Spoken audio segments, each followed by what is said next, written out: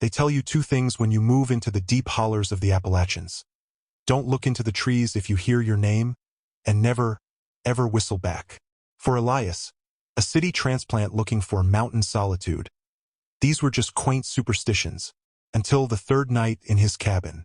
It started as a low, melodic warble, not quite a bird, not quite a flute.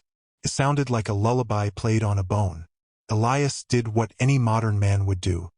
He laughed, stepped onto his porch and puckered his lips. He let out a sharp, mimicking whistle. The woods went dead silent. No crickets, no wind, just the heavy, humid weight of something holding its breath.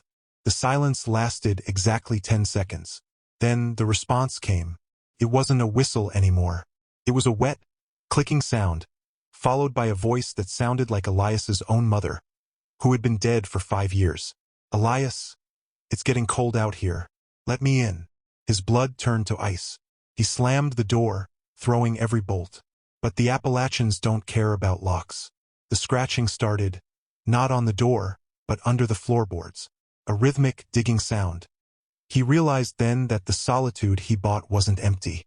These mountains are the oldest on Earth. They've seen civilizations rise and fall, and they've kept things in their caves that forgot how to be human a long time ago. The voice changed. It became a chorus of everyone he'd ever known, all screaming in a discordant harmony. "Open the door, Elias. We're all so hungry." When the sheriff checked the cabin the next morning, the coffee was still warm on the table. There was no sign of a struggle, no blood, just a single trail of bare footprints leading off the porch and straight into the vertical rock face of the ridge. The locals didn't search for him. They knew better. In the Appalachians, the mountains don't just have ears, they have appetites. So, if you find yourself in the high country and the wind starts to sound a bit too much like a song you remember, keep your mouth shut.